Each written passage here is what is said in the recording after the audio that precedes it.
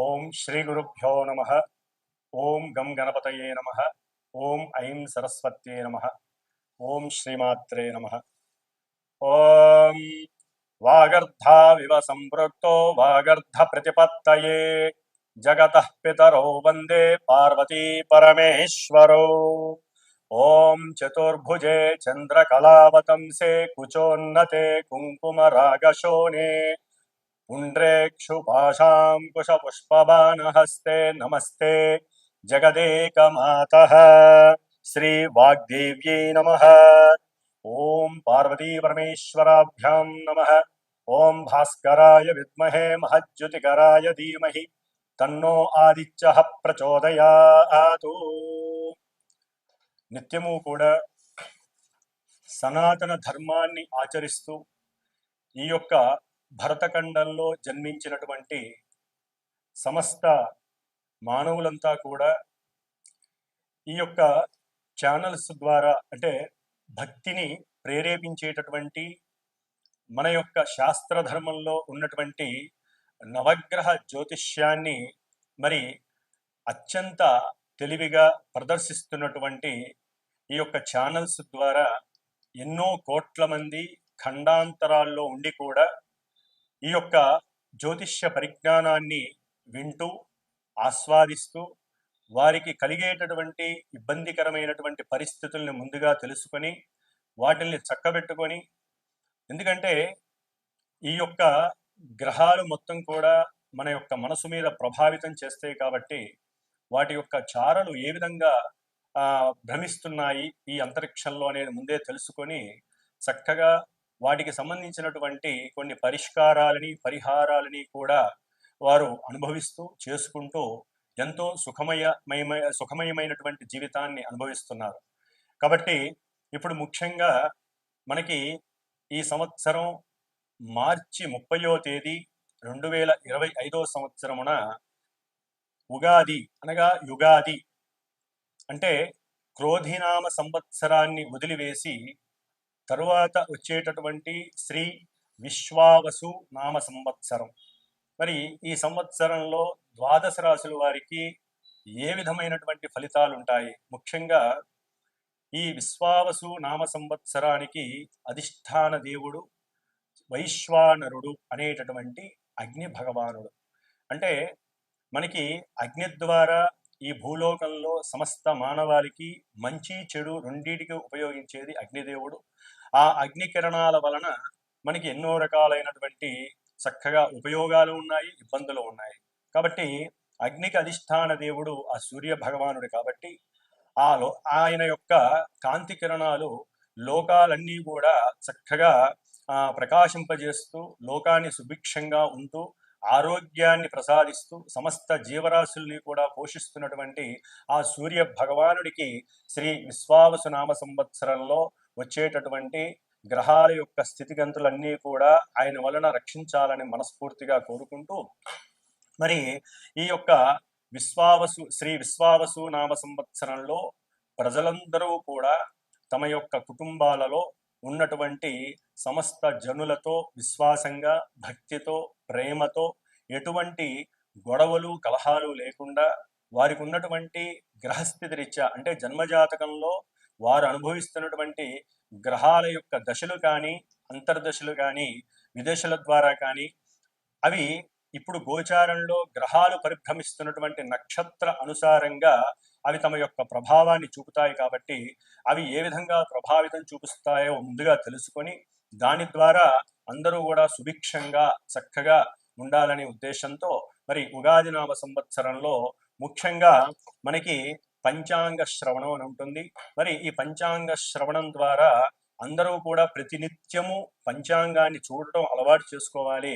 ఎందుకంటే పంచాంగము అంటే పంచభూతాల చేతిలో వాటి యొక్క అధీనంలో ఉండేటటువంటి మన యొక్క పంచేంద్రియాలను చక్కగా వృద్ధి చేసి, అంటే బుద్ధిని జ్ఞానాన్ని వృద్ధి చేసే విధంగా ఈ పంచాంగం మనకి తోడ్పడుతుంది. నిత్యము మానవాళికి ఉపయోగపడేటటువంటి ఎన్నో రకాలైనటువంటి శుభ ప్రయాణాలు కావచ్చు, శుభ కార్యాలను కావచ్చు ఈ తిథి వార నక్షత్ర యోగ కరణాల ద్వారా తెలుసుకోవడం అనేటటువంటిది చాలా ముఖ్యమైనటువంటి విధి విశేషం. మరి ఈ ఈ యొక్క పంచాంగం ద్వారా మానవాళికి తిథేశ్చ శ్రియమాప్నోతి అనగా తిథిని తెలుసుకోవటం ద్వారా చక్కగా లక్ష్మీ అనుగ్రహం కలుగుతుంది.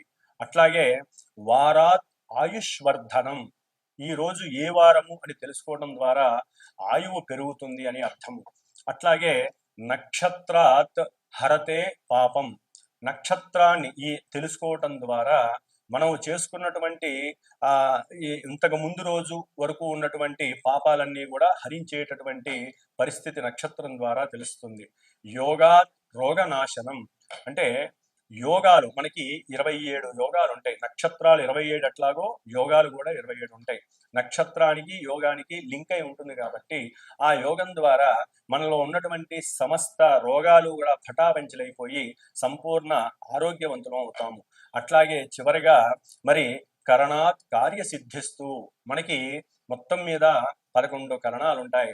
మరి ఈ కరణాలను తెలుసుకోవడం ద్వారా ఈ రోజు ఏ కరణం మంచిదా చెడుదా అని తెలుసుకోవడం ద్వారా సమస్త కార్యాలు ఆ రోజున ఫలప్రాప్తి ఫలసిద్ధి కలుగుతుంది. ఈ విధంగా పంచాంగ శ్రవణం వినడం ద్వారా, ఒకప్పుడు ఉగాది రోజున చెప్పేటటువంటి పంచాంగ శ్రవణం అంటే రాసులే కాదు, ఈ యొక్క ఉగాది రోజున పంచాంగ శ్రవణం ద్వారా మరి ఈ సంవత్సరంలో ఏ విధంగా వర్షాలు పడతాయి, అట్లాగే మనదంతా కూడా సస్యశ్యామలమైనటువంటి పంట పొలాలు, అట్లాగే వ్యవసాయ ఆధారిత భూప్రదేశంలో మనం ఉన్నాం కాబట్టి వ్యవసాయం ఏ విధంగా ఉంటుంది ఇవన్నీ కూడా చక్కగా తెలియజేసేవాళ్ళు రాజాది నవనాయకులు. అంటే మనకి ఈ సంవత్సరం అంతా కూడా ఎవరు రాజు, ఎవరు మంత్రి, ఎవరు సైన్యాధిపతి, అధ్యాధిపతి ఇవన్నీ కూడా తెలియజేసేటటువంటి రోజు. మరి ఈ విశ్వావసు నామ సంవత్సరంలో ముఖ్యంగా ఆదివారం అవటం ద్వారా, ఆదివారానికి గ్రహరాజు అయినటువంటి రవి రాజు కాబట్టి రాజుగా ఆయనకే పోర్ట్ఫోలియో వచ్చింది. రాజుగారికి ఈసారి 4 రకాలైనటువంటి పోర్ట్ఫోలియోస్ ఇచ్చి ఉన్నారు ఆ అంతరిక్షం. అది ముఖ్యంగా రాజుగారు ఆయనే సైన్యాధిపతి, మరి దేశాలని ప్రపంచాలని కాపాడేటటువంటి ఆ ఆధిపత్యం కూడా రాజుగారైనటువంటి రవికే ఇచ్చారు. అర్ఘ్యాధిపతి మేఘాధిపతి, వర్షాలు ఏ విధంగా పడతాయి అనేటటువంటిది, అట్లాగే అర్ఘ్యాధిపతి ఏ విధమైనటువంటి పంటలు పండేటటువంటి అవకాశం, ఇవన్నీ కూడా రాజుగారైనటువంటి రవికి ఇచ్చి ఉన్నారు. అట్లాగే మంత్రిగా సౌమ్యుడైనటువంటి ఎటువంటి దోషము లేనటువంటి చంద్రుడికి ఇచ్చి ఉన్నారు కాబట్టి చాలా వరకు చక్కటి సలహాల ద్వారా రాజుగారు పరిపాలించేటటువంటి పరిస్థితి కలుగుతుంది. ముఖ్యంగా రసాధిపతి శనియే ఉన్నాడు, సస్యాధిపతి గురుడే ఉన్నాడు, నీరసాధిపతి బుధుడు, అట్లాగే ధాన్యాధిపతి కుజుడే ఉన్నాడు కాబట్టి ఎర్రని పంట పొలాల ద్వారా మనకి చక్కటి ధాన్యాలు లభిస్తాయి. కాకపోతే రాజుగారు కొన్నిటికి ఉండటం వలన కొన్ని రేట్లు పెరిగేటటువంటి ధరలు పెరిగే అవకాశాలు కూడా ఉంటాయి. ఈ విధంగా మరి ఈ విశ్వావసునామ సంవత్సరంలో మనకి ఎన్నో విధాలుగా ఉపయోగాలు ఉన్నాయి, ఇబ్బందులు ఉన్నాయి. మరి ముఖ్యంగా ఈ విశ్వావసునామ సంవత్సరంలో ద్వాదశ రాసుల వారందరికీ కూడా ముఖ్యంగా 4 గ్రహాల చేత పరిపాలింపబడుతూ ఉంటారు. ఎందుకంటే వీటిని ఔటర్ ప్లానెట్స్ అంటారు. అట్లాగే ఇవి చాలా లాంగివిటీ కలిగినటువంటి రోజుల్ని, నెలల్ని, సంవత్సరాల్ని పరిపాలిస్తాయి కాబట్టి వారు ఇచ్చేటటువంటి ఫలితాలు కూడా చాలా నిదానంగా ఉంటాయి. కాబట్టి ముఖ్యంగా ఈ యొక్క సంవత్సర ఫలితాలను తెలుసుకునేటటువంటి విధి విశేషంలో ఏ రాశుల వారికి గురుడు ఎక్కడున్నాడు, ఆయన ఎప్పుడు వక్రించి ఉన్నాడు, అట్లాగే శని ఏ రాశిలోకి మారుతున్నాడు, ఆయన ఏ నక్షత్రంలో ఉంటున్నాడు, అట్లాగే రాహువు ఎప్పుడు మారుతున్నాడు, ఏ రాశిలోకి మారుతున్నాడు, కేతువు ఏ విధంగా మారుతున్నాడు. అంటే గురు శని రాహు కేతువుల యొక్క రాశుల యొక్క మారటము, నక్షత్రాలు వారు ఏ నక్షత్రాల్లో ఉంటే ఆ నక్షత్రాలకు సంబంధించిన ఆధిపత్య పోర్ట్ఫోలియోస్ని వారు ఆ రాశులకి ప్రసాదిస్తారు. కాబట్టి మరి ఎప్పుడెప్పుడు వారు మారుతారు, అట్లాగే ఏ రాశుల వారికి ఏ విధమైనటువంటి సుఖ సౌఖ్యాలు ఉంటాయి, వ్యాపార అభివృద్ధి ఉంటుంది, ఇవన్నీ కూడా మనకి కావలసినటువంటి శుభకరమైనటువంటి విషయాలన్నీ కూడా మరి ఈ శ్రీ విశ్వావసునామ సంవత్సరంలో యుగాది సందర్భంగా మనం ద్వాదశ రాశి ఫలితాల్ని తెలుసుకుందాము. అట్లాగే ప్రతి ఒక్కరూ కూడా ఈ ఉగాది నామ సంవత్సరంలో మర్చిపోకుండా ఇప్పటి నుంచి మనసులో సంకల్పించుకోండి. ఉగాది అంటే గొప్ప పండగ. నూతన వస్త్రాలని పొద్దున్నే ధరించడం, స్నానాలు పూజలు చేసుకొని అట్లాగే చక్కగా తిలకధారణ కంపల్సరీ చేసుకునేటటువంటి అలవాటు చేసుకోండి. తిలకధారణ వలన ఆయుష్ పెరుగుతుంది, అవతల వ్యక్తులు వశీకరణం అవుతారు. అంటే మనకి శుభకరమైనటువంటి వ్యాపారస్తులు కావచ్చు, ఉద్యోగస్తులు కావచ్చు, వివాహం కాని వారు కావచ్చు, విద్యార్థులు కావచ్చు, కుంకుమ ధారణ వలన పొందేటటువంటి లాభాలు అన్నీ కాదు. కుంకుమ ధారణ లేకపోవడం వలన మనలో ఉన్నటువంటి షట్చక్రాలన్నీ కూడా నిద్రావస్థలోనే ఉండి చైతన్యం అనేటటువంటిది జరగదు. ఆజ్ఞాచక్రంలో ఎప్పుడైతే మనం తిలక ధారణ, దాన్ని బొట్టు అంటారు, స్త్రీలే కాదండి, పురుషులు అందరూ కూడా ధరించగలిగితే గనక చిన్నదో పెద్దదో, ఎరుపుదో తెలుపుదో గ్రీన్దో ఎవరికి నచ్చిన కలరు వారు కంపల్సరీ తిలక ధారణ చెయ్యండి. ఇది మన సనాతన ధర్మంలో తిలక ధారణ అనేటటువంటిది ముఖ్యమైనటువంటి ఈ యొక్క ఆజ్ఞాచక్రం, ముఖానికి సంబంధించినటువంటి ఆజ్ఞాచక్రంలో అమ్మవారికి మనం పెడుతున్నటువంటి ప్రసాదంగా భావించండి. ఉదయాన్నే బొట్టు పెట్టిన వాళ్ళు మళ్ళీ స్నానం చేసేంత వరకు కూడా ఆ బొట్టు అట్లాగే ఉంటుంది. కాబట్టి బొట్టు పెట్టడం అలవాటు చేసుకోండి. ప్రతి ఇంట్లో కూడా మగవారు తప్పనిసరిగా బయటికి వెళ్ళేటప్పుడు ఉదయంలో, ఆఫీసు వ్యక్తులైనా సరే, ఉద్యోగానికి వెళ్ళేవారు, లేకపోతే వ్యాపారస్తులైనా సరే, లేదా ఇంట్లో తమ పనులు చేసుకునే మగవారైనా సరే, ముందు దీపారాధన చేయడం అలవాటు చేసుకోవాలి. ఎందుకంటే ఒక్క పూట మీరు దీపారాధన మీకు తోచినటువంటి ఆవు నెయ్యో, నువ్వుల నూనె, కొబ్బరి నూనె మీ గ్రహస్థితిని అనుసరించి చక్కగా చేయండి. దాని ద్వారా మీ ఇంట్లో అష్టైశ్వర్యాలు కలుగుతాయి. స్త్రీలు తర్వాత చేసే వాళ్ళ దీపారాధనలో పూజలు వారు చేసుకుంటారు. మగవారు మాత్రం దీపారాధన చేసుకుని భగవంతుడి నమస్కారం చేసుకుని బయటికి వెళ్తే ఆ ఇల్లు ఎప్పుడు సుభిక్షంగా ఉంటుంది. ఆ కుటుంబంలో ఎటువంటి పరిస్థితులు అంటే ప్రతికూలమైనటువంటి పరిస్థితులు, అశౌచాలు కలగకుండా ఉంటాయని శాస్త్రం నిర్దేశించింది. కాబట్టి తప్పకుండా దీపారాధన చేయండి. ముందు అవతల వ్యక్తితో మాట్లాడేటప్పుడు ప్రశాంతంగా, నిర్మలత్వంగా, నిర్భయంగా, ధైర్యంగా, ఎటువంటి మనసులో అసూయ, ఈర్ష్య, ద్వేషాలు లేకుండా చక్కగా మాట్లాడడం అలవాటు చేసుకోండి. దాని ద్వారా గ్రహస్థితుల్లో ఎంత లోపాలున్నా కూడా ఆ గ్రహాలన్నీ కూడా మీకు దాసోహం అవుతాయి. మన యొక్క మనసే మన యొక్క గ్రహస్థితి అని అందరూ తెలుసుకోవడం చాలా ఉత్తమం. ధనస్సు రాశి వారందరికీ శ్రీ విశ్వావసు నామ సంవత్సర యుగాది శుభాకాంక్షలు.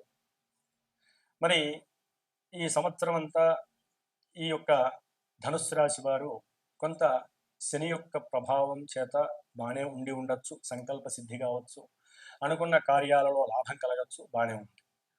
కానీ వీరికి షష్ఠమంలో ఉన్నటువంటి గురువు కొంత ప్రతికూలతల్ని, ఆర్థిక పరంగా కొన్ని ఇబ్బందుల్ని కలుగజేస్తూ మాతృ సంబంధిత ఇబ్బందికరమైనటువంటి అంటే మాతృ సంబంధిత అనారోగ్య పరంగా మీరు ధనాన్ని ఖర్చు పెట్టినటువంటి పరిస్థితులు, అట్లాగే ఏదైనా బంగారపు వస్తువులు కానీ వెండి వస్తువులను కానీ మిస్ అవ్వటం, వాటిని పోగొట్టుకోవడం, ఎవరైనా దొంగిలించటం, లేకపోతే బ్యాంకులో ఉన్నటువంటి ధన నిల్వలు తగ్గిపోవటం, ఇలాంటివన్నీ జరిగి మీరు కొంత గృహంలో అప్రశాంతతకి గురవ్వటం, సరైన సమయానికి భోజనం లేకపోవటం, దాని ద్వారా కొంత అనారోగ్యపరమైనటువంటి సమస్యలు, ఇలాంటివి ఎన్నో కూడా ఎదుర్కొన్నటువంటి పరిస్థితులు ధనుస్సు రాశి వారికి. ఆర్థికపరమైనటువంటి బర్డెన్స్ అయితే బాగా అనుభవించారు ధనుస్సు రాశి వారు. మరి ఇప్పుడు గురుడు మే 14 తర్వాత సప్తమ స్థానంలోకి వచ్చి తన యొక్క దృష్టి చేత, 5వ దృష్టి చేత లాభస్థానాన్ని, అట్లాగే ధనుస్సు రాశిని, తమ యొక్క సొంత ఇంటిని, అట్లాగే నవం చేత 3వ స్థానాన్ని చూడటం ద్వారా భార్య యొక్క అనుకూలత వలన ధనాదాయము, ఇరువురు ఒక మాట మీద సంకల్పించుకోవడం ద్వారా, భార్యాభర్తలు ఇరువురు ఒక మాట మీద నిలబడటం ద్వారా వారు చేసేటటువంటి వృత్తి, ఉద్యోగ, వ్యాపార విషయాలలో చక్కటి వృద్ధిని సాధించడానికి గురువు రెడీగా ఉన్నాడు. మరి ఈ గురుడు దాదాపుగా సంతాన విషయంలో కూడా కొంత లాభాన్ని చేకూర్చినప్పటికీ కొన్ని సందర్భాలలో కొన్ని ఇబ్బందుల్ని, వారి నుంచి ఎదురు సమాధానాలు కలగటం, వాటి ద్వారా మానసిక చింతన కలుగుతుంది. మరి అక్టోబరు 18 వరకు, మే 14 నుంచి అక్టోబర్ 18 వరకు ఇదే గురుడు ఆ యొక్క సప్తమ భావంలో వ్యాపార స్థానంలో ఉండటం ద్వారా వ్యాపారం డెవలప్ అవుతుంది, చక్కటి జ్ఞానము ప్రకటితం అవుతుంది. ఆ జ్ఞానం ద్వారా 10 మందికి సంఘంలో చక్కగా కొత్త కొత్త పరిచయాలు అవుతాయి. ఆ పరిచయాల ద్వారా వీరి యొక్క వ్యాపార వృద్ధి కలుగుతుంది, చక్కటి ఆదాయం కలిగేటటువంటి అవకాశము, ఆదాయ వనరులు, ఇవన్నీ ఎన్నో జరుగుతాయి. అయితే అక్టోబర్ 18 తర్వాత ఇదే గురుడు అష్టమ స్థానంలో ఉచ్చ స్థితిని పొందడం ద్వారా గృహంలో ఉన్నటువంటి మార్పులు ఆకస్మికంగా మారిపోతాయి. అంటే వీరి ఆరోగ్యం కొంతవరకు కుదుట పడుతుంది. అట్లాగే అష్టమంలోకి రావటం వల్ల తల్లి యొక్క ఆరోగ్య విషయంలో కొన్ని మార్పులు కంబషన్ అంటే కొన్ని క్లమ్జీగా ఉంటే ఇబ్బంది పెట్టేటటువంటి పరిస్థితులుగా ఉంటాయి. ఆకస్మికంగా వీళ్ళకి గృహయోగం కలిగే అవకాశం కూడా ఉంటుంది. గృహ నిర్మాణం చేపట్టచ్చు. ఎందుకంటే అష్టమం ఆయుష్ స్థానం గొప్పది కాబట్టి ఆయుష్ పెరగడానికి అవకాశం గురుడు ఇస్తున్నాడు. కాబట్టి అక్టోబర్ 18 తర్వాత ఉచ్చ స్థితిలో ఉన్నటువంటి గురువు విద్యార్థులకి కూడా ఉన్నతమైనటువంటి ఆకస్మికంగా స్పెషల్ జ్ఞానాన్ని ఇచ్చి వీరిని ఒక స్థాయిలో ఉంచేటటువంటి పరిస్థితిని కూడా క్రియేట్ చేస్తున్నాడు. ఏదేమైనప్పటికీ అర్ధాష్టమ శని వీరికి మార్చి 30 నుండి ప్రారంభం అవటం, మార్చి 30 నుండి కొన్ని నెలల పాటుగా ఈ అర్ధాష్టమ శని రాహు ఉండడం ద్వారా, ఇంకా కొన్ని గ్రహాలు అక్కడే ఉండడం ద్వారా కొంత గృహ వాతావరణంలో భీతి, భయము, ఆటంకాలు, మానసిక అప్రశాంతత, ఒంటరితనము, రకరకాలైనటువంటి ఇబ్బందులు వీరికి కొన్ని నెలల పాటు కనిపిస్తాయి. అర్ధాష్టమ శని 2.5 సంవత్సరాలు ఉంటుంది కాబట్టి గృహం పరంగా వీరికి ఎప్పుడూ అప్రశాంతతే, సరైన సమయానికి తిండి ఉండదు, తిన్నా కూడా వీరికి ఇబ్బందులే. ముఖ్యంగా నూనెకి సంబంధించినటువంటి తిండి విషయంలో కొంచెం జాగ్రత్త వహించండి. శనివారి నియమాలు పాటించండి. అట్లాగే అర్ధాష్టమ శని దోష పరిహారార్థమై మీరు హనుమంతుడిని ప్రార్థన చేయండి. లేదా ఈ యొక్క హనుమంతుడి వారితో పాటుగా సుందరాకాండ పారాయణ చేయటం, హనుమంతుడి యొక్క మంజు సూక్త హోమాన్ని, మంజు సూక్త పారాయణని చక్కగా అవలంబించే బ్రాహ్మణుల చేత చేయించండి. తర్వాత మే 18 తర్వాత రాహువు 3వ స్థానంలోకి వచ్చినప్పుడు వీరికి సంకల్ప సిద్ధి కలుగుతుంది. చక్కటి విజయ సాధన, మనోధైర్యము, ధైర్య సాహసాలు కలుగుతాయి. కాబట్టి అర్ధాష్టమ శని ప్రాబల్యంగా ఉంటుంది కాబట్టి ధనుస్సు రాశి వారికి వీరు విద్యార్థులు మాత్రం కొంచెం మానసిక ఏకాగ్రత శక్తిని కోల్పోతారు. కాబట్టి మీరు కాస్త చక్కగా పెద్దవాళ్ళని గౌరవించండి. అట్లాగే శనికి సంబంధించినటువంటి స్తోత్రాలు ఏదైనా పారాయణ చేసుకుంటూ హనుమంతుడి చుట్టూ తిరుగుతూ ఉండండి. చక్కగా ఆయనే మీ యొక్క విద్యని అభివృద్ధి చేస్తాడు. ఈ విధంగా ధనుస్సు రాశి వారికి శని యొక్క ప్రాబల్యం వలన కొన్ని ఇబ్బందులు అయితే తప్పవు. ఓం శ్రీమాత్రే నమః.